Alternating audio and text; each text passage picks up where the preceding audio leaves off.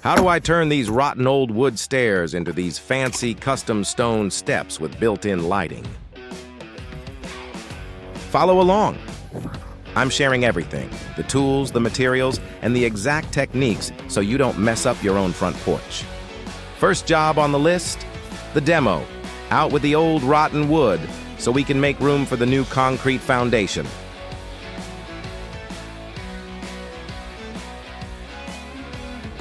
Watch out for those rusty nails and screws. Make sure your tetanus shot isn't from the 90s. To save myself from a trip to the ER, I use the hammer to flatten every single exposed nail. If it sticks out, it gets smashed.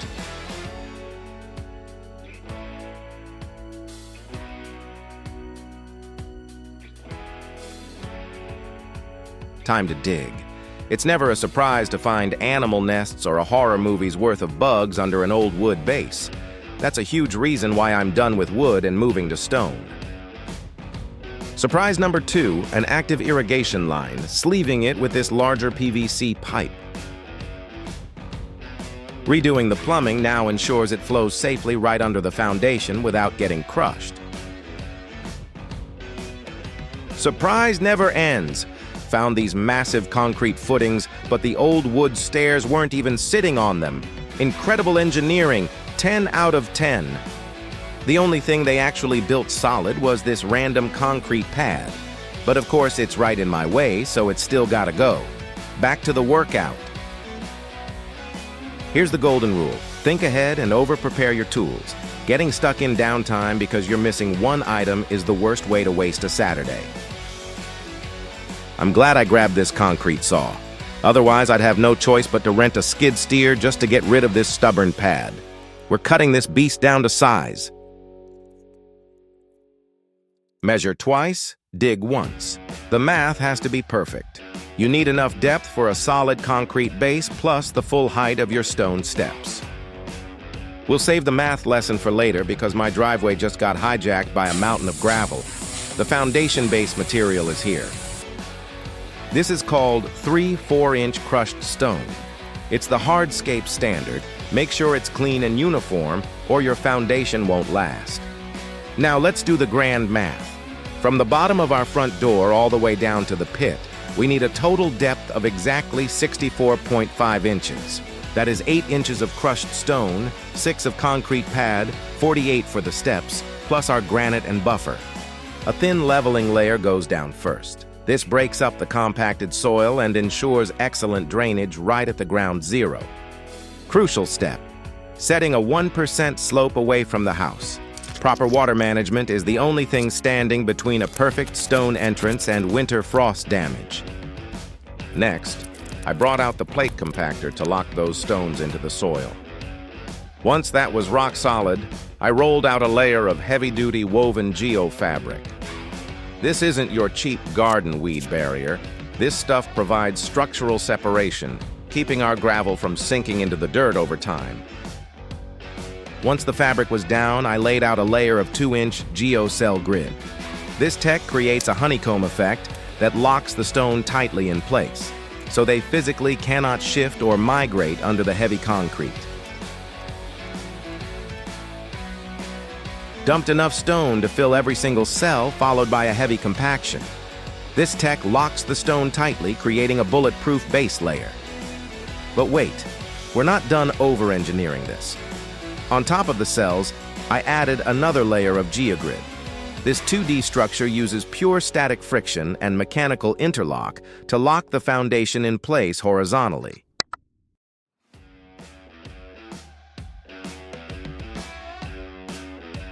We are verifying that 1 to 8-inch slope on every single layer. With everything locked in, I hit the stone with the plate compactor one last time. Moving to the next stage, setting up the 6-inch concrete frame. This is the structural pad that will carry the entire granite weight. Normal sidewalks only get 4 inches, but we have 6 premium granite steps sitting on this beast. So this foundation needs to be an absolute tank. Prep work is everything. I spent hours squaring the frame, locking in the slope, and verifying clearances. No rushing this stage. Get it wrong now and you'll pay for it later.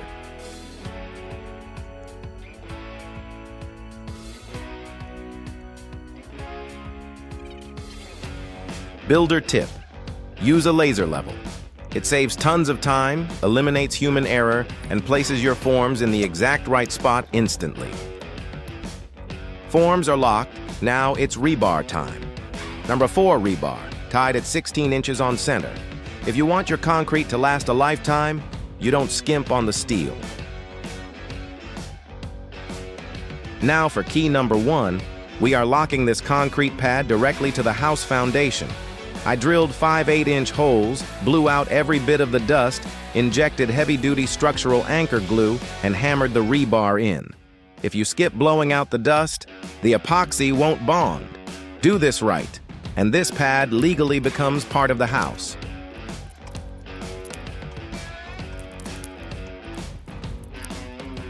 Never run your rebar too close to the forms.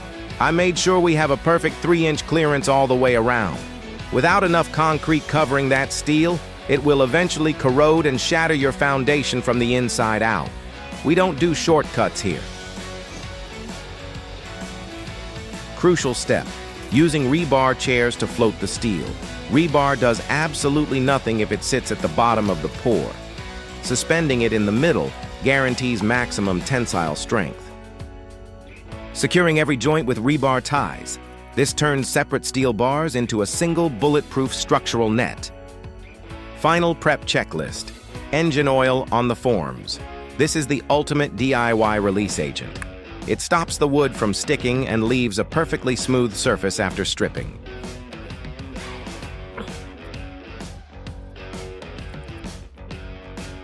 Didn't meet the factory's delivery minimum, so we're doing this the hard way. Heavy bags, DIY mixing, pure muscle power. Let's get to work. If you're going to mix dozens of bags by hand, you might as well mix the strongest stuff on the market.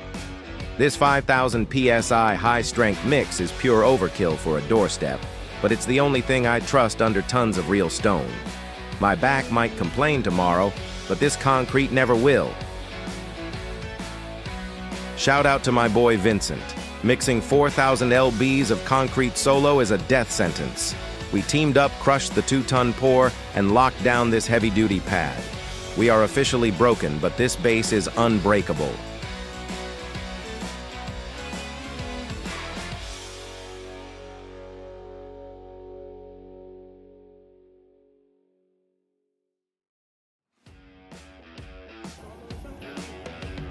Always wet cure your concrete.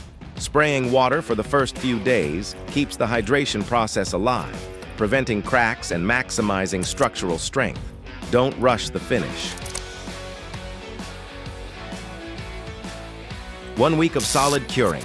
Strip the forms and the results are flawless. Razor-sharp lines, perfect slope, and 5,000 PSI of pure structural strength. Stay close and make sure you follow. I will show you how to build a cinder block frame right on top of this pad. See you in part 2.